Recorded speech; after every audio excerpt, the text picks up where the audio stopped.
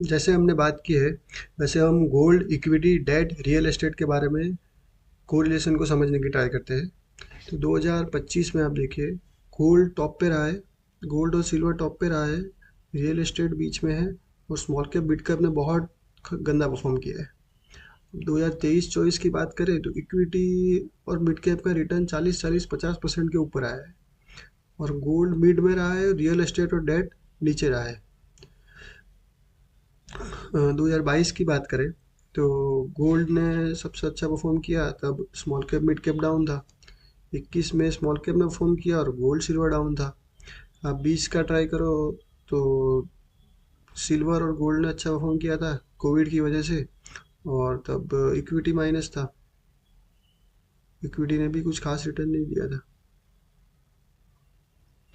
सो आप 2020 की बात करो तो गोल्ड सिल्वर ने अच्छा परफॉर्म किया था इक्विटी के कंपैरिजन में, और डेट और रियल एस्टेट तो ऑलमोस्ट सेम ही था। सो और 2018-19 में गोल्ड ने अच्छा किया, तो इक्विटी ने ठीक ठाक किया, और स्मॉल कैप तो बहुत, स्मॉल कैप और मिड कैप बहुत गंदा माइनस था। सो इससे आप समझ सकते हैं कि कोई भी एसेट कभी एक साथ नहीं चलता रहेगा, नहीं तो वो चांद पे पहुंच जाएगा। कभी इक्विटी चलेगा, कभी गोल्ड चलेगा, और कभी ऐसा भी हो सकता है कि रियल एस्टेट में भी अच्छा परफॉर्म आ जाए, या फिर एफडी है या डेट है उसका भी परफॉर्मेंस इक्विटी से ज़्यादा हो, पॉसिबल है। तो ये जो विनर्स रोटेट वाली जो स्ट्रैटेजी है ना, वो ऐसा नहीं है कि खाली गोल्ड और इंडिया के बीच में चलेगी, वो अक्रॉस द वर्ल्ड सब इंडाइसिस में होती है। देखिए 2025 में गोल्ड ने सब इंडाइसिस से अच्छा परफॉर्म किया है। ये मार्च 31 तक का ही डेटा है 2025 का। सो उसके बाद बिटकॉइन ने परफॉर्म किया, उसके बाद 12%। ये यूके का एक्सचेंज है, ये China exchange, MSCI emerging market, SNP और रसेल यूएस का index, MSCI world, Dow Jones. तो सबसे नेगेटिव परफॉर्मेंस है बॉटम जो है, हम इंडिया का परफॉर्मेंस है निफ्टी 500 और निफ्टी 50 का, और क्रूड 14% माइनस है 2025 में।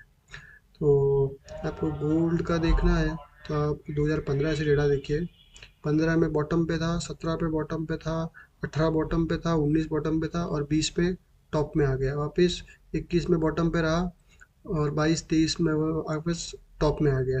तो ये जो हम कहते हैं ना कि विनर्स रोटेट, तो वो सिंपल थियरी है कि कोई भी एक्सचेंज या कोई भी इंडेक्स, कोई भी कंट्री या कोई भी कमोडिटी वन साइडेड नहीं चल सकती। उसको टाइम लेना ही पड़ेगा, उसको ब्रेक लेना ही पड़ता है, नहीं तो क्या होगा, चांद पे पहुंच जाएगी। अब आप बिटकॉइन देखिए, 15, 16, 17 में चला, सॉरी, आप बिटकॉइन देखिए 16, 17, 18 में चला, उसके बाद बॉटम पे आ गया FY19 में, 22 और 23 में बॉटम पे आ गया।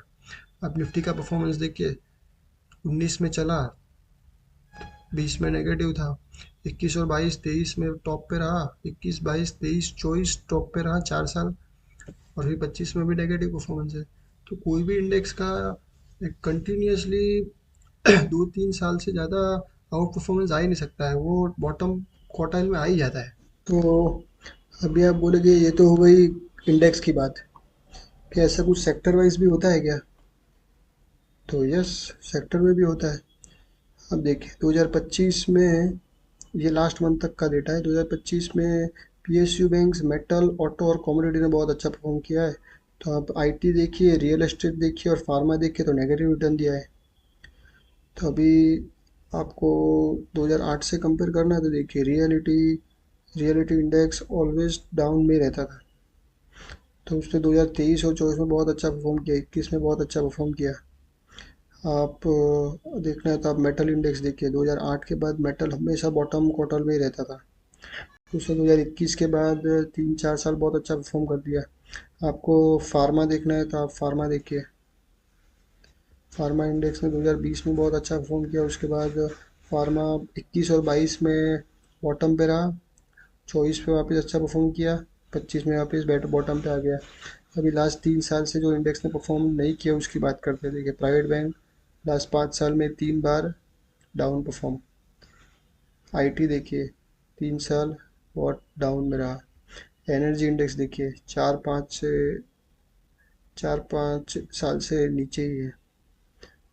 और लास्ट 4-5 साल में इंडेक्स कौन से चले हैं उसकी बात करते हैं तो metal, reality, PSU bank, infra, auto, auto देखिए आप हर बार टॉप पे है।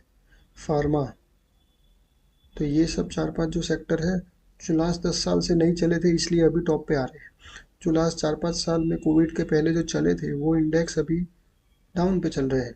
तो नेक्स्ट ऐसा हो सकता है 3-4 साल की इनका भी टाइम आ जाए। ये कंपैरिजन है डिफरेंट स्टाइल ऑफ इन्वेस्टिंग की, जैसे मोमेंटम, वैल्यू, लो वॉलेटिलिटी, क्वालिटी, अल्फा, ये सब स्टाइल ऑफ इन्वेस्टिंग है।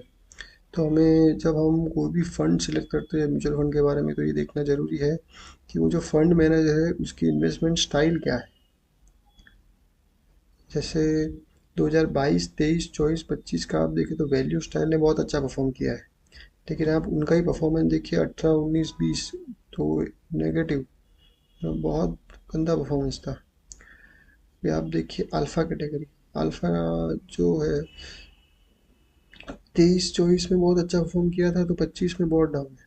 मोमेंटम कैटेगरी देखिए हमेशा से टॉप में चल रहा था, 14, 15, 16, 17। तो जब मार्केट अच्छा चलेगा तो मोमेंटम अच्छा ही करेगा, जब मार्केट डाउन साइड में है, बेयर बेयर फेज में है, तो मोमेंटम कैटेगरी हमेशा नीचे ही मिलेगा आपको। तो मोमेंटम देखिए 23-24 में अच्छा किया, वो भी नहीं चला। उसके पहले आप देखिए तो 18, 19, 20 में क्वालिटी जो कैटेगरी है उसने बहुत अच्छा परफॉर्म किया था। तो 21, 22, 23, 24 में क्वालिटी बिल्कुल चला ही नहीं है। कभी कौन सी स्टाइल चलेगी, कौन सा इंडेक्स चलेगा, कौन सी कंट्री चलेगी, कौन सी कमोडिटी चलेगी, किसी को नहीं पता है। लेकिन इतना फिक्स है कि जो चला है उसका नेक्स्ट 2-3 साल का परफॉर्मेंस तो नेगेटिव या उसका खराब होने ही वाला है। इतना तो कांस्टेंट है कि ये तो हमेशा होते ही आया है और ये होते ही रहेगा। मार्केट साइकिल यही है, जो चीज़ में पैसे बन गए हैं उसमें फ्यूचर रिटर्न कम ही होगा।